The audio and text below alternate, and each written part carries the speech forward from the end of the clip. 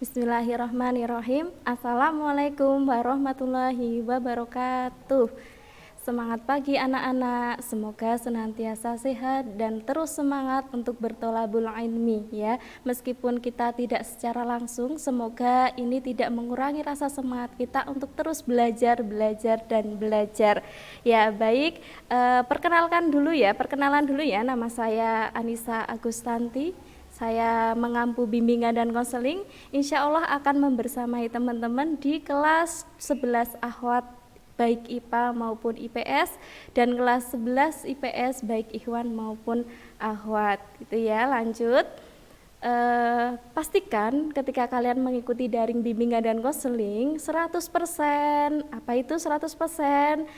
Tubuh kalian, pikiran kalian, perasaan kalian itu 100% fokus mengikuti daring bimbingan dan konseling. Jadi tidak boleh mengerjakan hal-hal yang lain selain menyimak apa yang sudah saya berikan di sini, gitu ya. Lanjut. Selanjutnya, tema yang ingin Bu Nisa sampaikan terkait dengan motivasi belajar. Ya, karena kalian banyak liburnya ya, meskipun daring tapi pasti suasananya akan berbeda ketika kalian di sekolah dengan di rumah, ya. Dan di sini akan ada tantangan-tantangan dan hambatan yang pasti kalian pernah melaluinya, itu ya. Jadi entah itu mengalami motivasi belajar yang menurun, lebih semangat ketika di sekolah karena banyak teman-temannya ya yang saling memotivasi. Tapi ketika kalian dalam kondisi di rumah, nah ini ada strategi-strategi yang harus kalian lakukan agar senantiasa motivasi belajar kalian terus meningkat. Tema yang ingin Bu Nisa sampaikan ini terkait dengan motivasi belajar. Kenapa Bu Nisa menyampaikan ini? Agar kalian dapat menerapkan sikap dan kebiasaan yang benar dalam belajar hingga dapat membangkitkan semangat belajar sehingga menumbuhkan sikap prestasi ya, menumbuhkan hasil prestasi itu. Nah, selanjutnya, Bu Nisa yakin setiap anak-anak itu pasti memiliki cara yang berbeda-beda dalam membangkitkan motivasi belajarnya. Ada yang membaca buku motivasi, ada yang orang tuanya memberikan nasihat, ada yang melihat temannya yang rajin, ada yang melihat temannya yang lebih sukses, itu juga ada caranya masing-masing. Ada yang muncul dari diri kalian sendiri. Nah, saya yakin kalian pasti memiliki karakteristik sendiri untuk membangkitkan motivasi belajar. Nah, lalu bagaimana caranya membangkitkan semangat dalam belajar? Ya, tentunya banyak faktor. Ya, tentunya banyak faktor, yaitu faktor internal dan faktor eksternal. Nah, dari kedua faktor ini justru yang banyak itu adalah faktor internal. Nah, 80% itu dari faktor internal dalam diri kita sendiri dibandingkan dengan faktor eksternal. Nah, kalau faktor eksternal itu sebenarnya hanya 20% dibandingkan dengan faktor internal. Selanjutnya, salah satu cara agar motivasi belajar kita senantiasa terus meningkat, kita harus memahami dan paham betul apa kesulitan belajar kita. Ya, mengenali kenapa kita itu sulit dalam belajar, permasalahannya apa. Jadi kalian harus mengenali kesulitan belajar. Masalah belajar yang berasal dari diri sendiri dulu ya. Ini faktor internal dulu yang ingin Bu Nisa sampaikan. Yang pertama, potensi fisik fisiologis ya, kesehatan terganggu, misalnya sakit perut, flu, panas, demam. Nah, itu justru malah membuat hasil belajar kita tidak maksimal karena fisik kita terganggu. Ya, kesegaran dan stamina menurun. Nah, bagaimana caranya kita itu terus senantiasa meningkatkan stamina dengan makanan-makanan yang bergizi, minum air putih yang cukup, itu ya, untuk meningkatkan fisik kita agar senantiasa bugar. Karena ini sebenarnya faktor internal yang paling besar. Karena kalau kita sakit, kita belajar tidak akan maksimal, itu ya. Terus yang kedua adalah potensi kecerdasan atau intelektual. Nah, potensi kecerdasan atau intelektual ini salah satunya adalah potensi bakat. Ya, sebenarnya bakat itu bisa kita latih. Jadi jangan sampai kita underestimate dengan diri kita tidak memiliki kemampuan apa-apa. Kita tidak memiliki kelebihan apa-apa. Padahal sebenarnya kunci utama antara minat dan bakat itu yang paling penting adalah kita minat.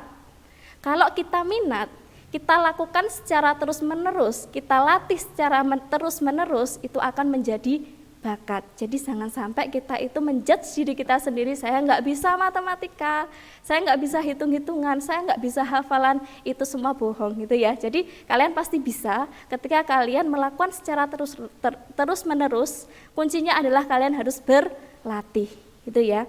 Dan selanjutnya potensi minat atau hobi atau kesukaan. Nah ini minat itu bisa mengalahkan bakat kalau kalian mau ya.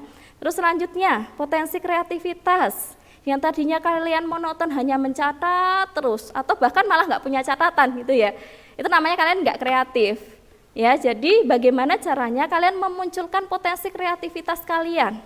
Jenuh ketika daring itu bukan alasan, kalian bisa membuat karya lebih gitu ya. Karya lebih misalnya ketika ada materi dari Bu Iis tentang ekonomi, itu bisa kalian buat catatan, kalian tempel di dinding, bikin warna-warni, bikin catatan kalian sebisa mungkin menjadi lebih menarik lagi gitu ya. Jadi jangan sampai kesulitan belajar kalian itu karena faktor kurang kreatif ini ya.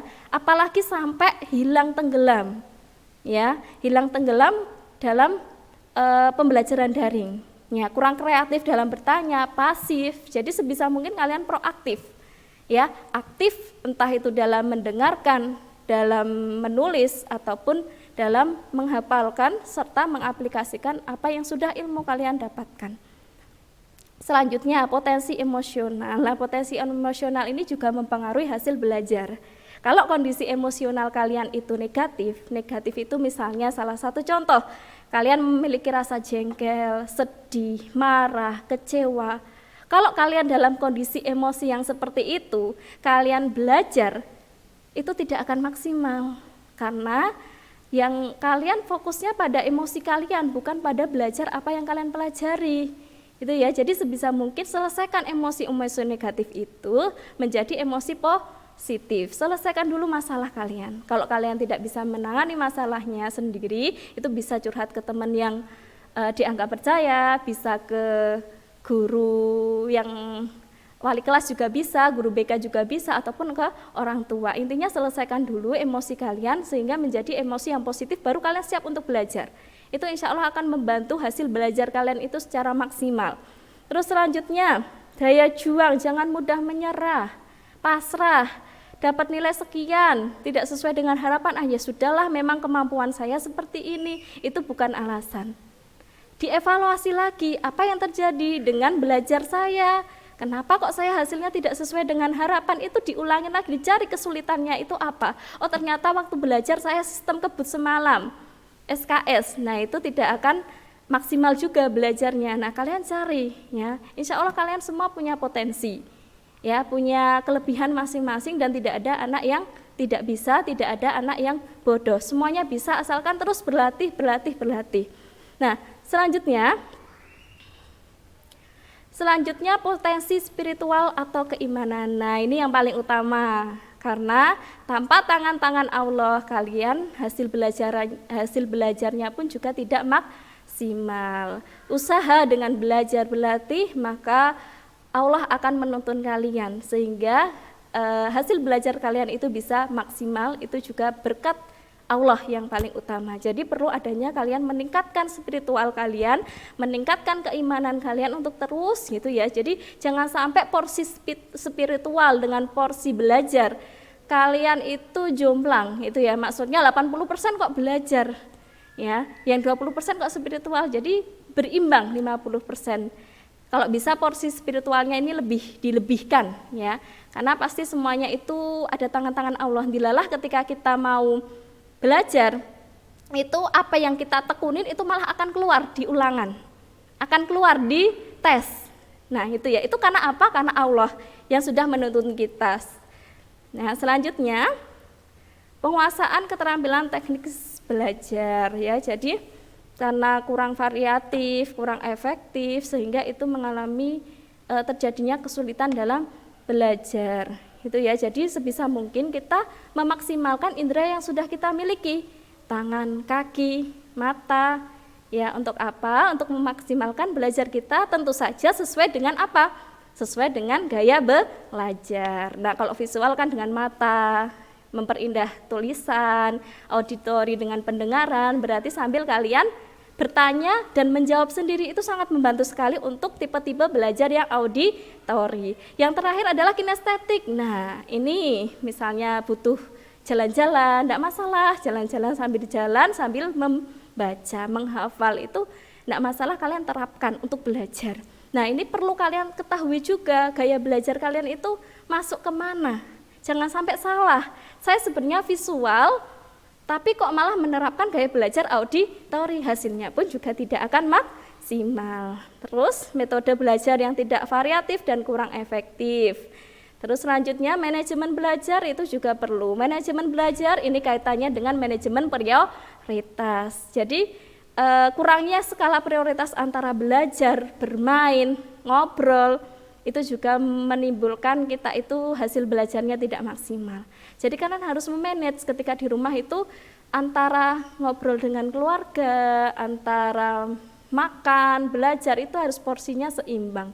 Jangan sampai malah porsinya lebih banyak selain belajar. Nah, ini perlu juga prioritas. Nah, terus selanjutnya, kiat apa sih yang bisa membangkitkan semangat belajar kalian? Yang pertama, mencintai mata pelajaran. Ini paling penting sekali, mata pelajaran dan gurunya. Ini yang paling utama yang harus kalian terapkan. Mata pelajaran itu kalian cintai terlebih dahulu. Karena kalau sampai ini terlewatkan, kalian tidak mencintai mata pelajaran itu, maka itu akan menumbuhkan rasa malas. Jadi sudah masuk sugesti, kalian nggak mau belajar karena sudah nggak suka, udah nganggap diri kita itu tidak bisa, itu tidak boleh. Kalian harus mencintai mata pelajaran itu. Nah, terus selanjutnya bagaimana agar kita bisa cinta? Temukan makna. Semua mata pelajaran itu sangat penting sekali, tidak ada yang lebih penting.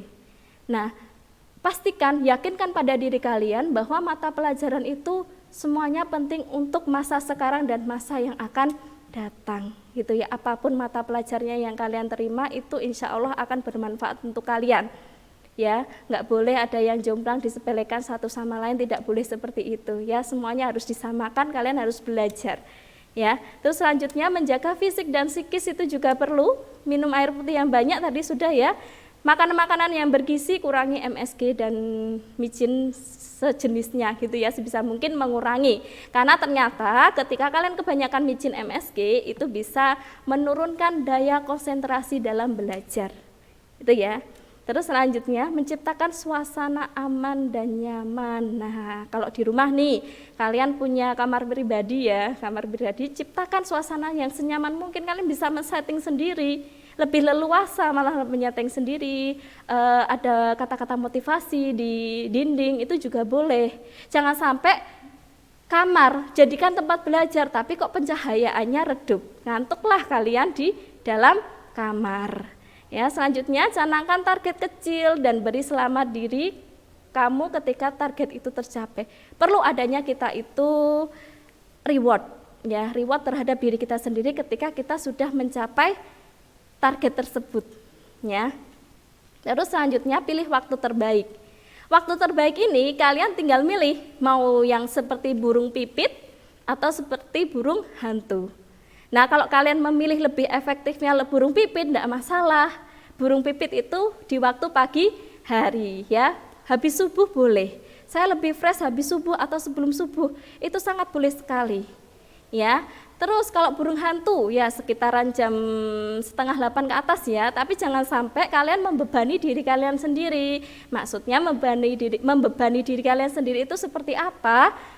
SKS, sistem kebus semalam, kalian mau belajar seharian pun itu tidak akan ada yang nyantol pada otak kalian, hasil belajar tidak akan maksimal. Step by step, ya, latihan sedikit demi sedikit, diulang-ulang terus, itu lebih baik dibandingkan kalian belajarnya SKS, itu akan membebani diri kalian sendiri.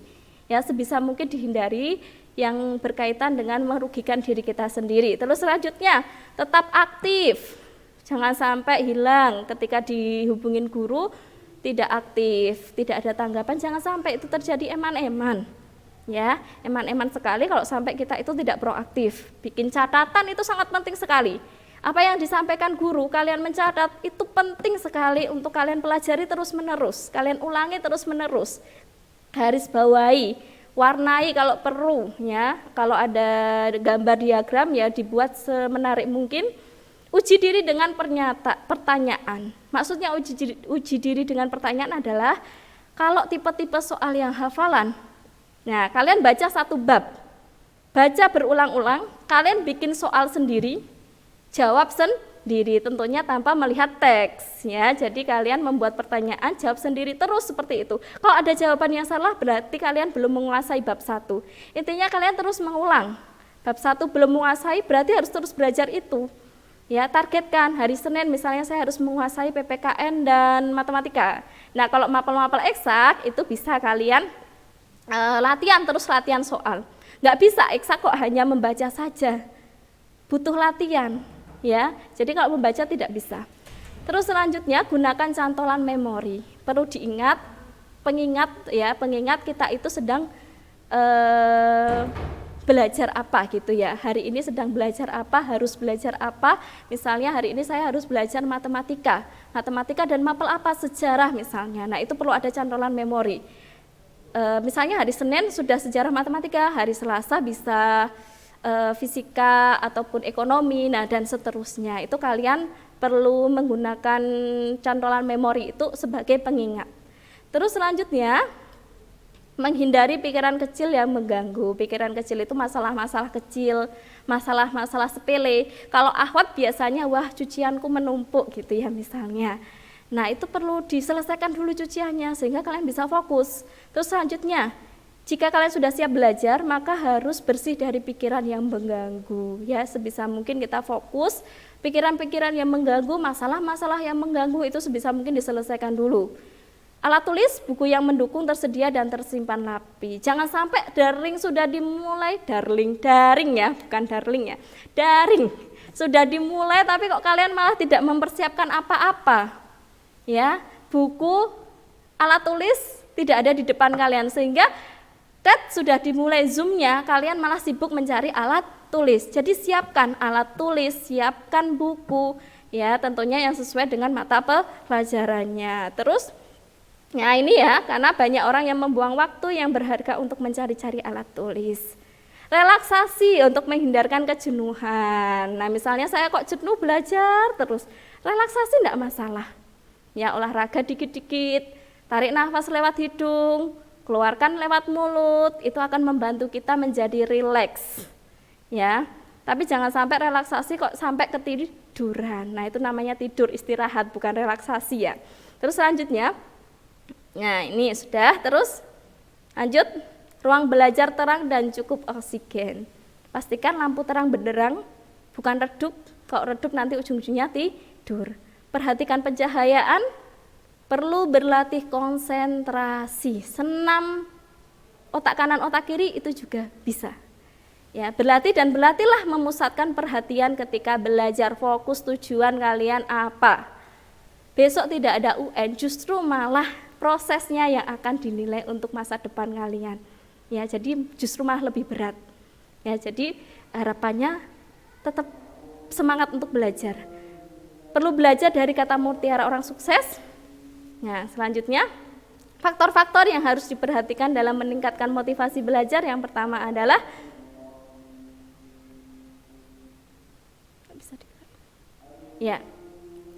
niat dan tujuan, merencanakan kegiatan belajar sebaik-baiknya, memahami setiap hambatan yang dihadapi dalam belajar, berdoa untuk keberhasilan, selalu mawas diri dan mengembangkan kesadaran untuk lebih memahami diri. Semakin dalam memahami diri, maka semakin semangat belajarnya akan muncul. Mau menerima masukan dari orang lain, memahami norma-norma tentang belajar yang baik serta adabnya, mempunyai rencana masa depan. Nah, usaha-usahanya apa? Sebisa mungkin kalian memperoleh hasil ulangan yang tuntas, hasil belajar yang tuntas atau lulus KKM. Kehadiran itu menyesuaikan dengan ketentuan atau aturan yang ada di sekolah.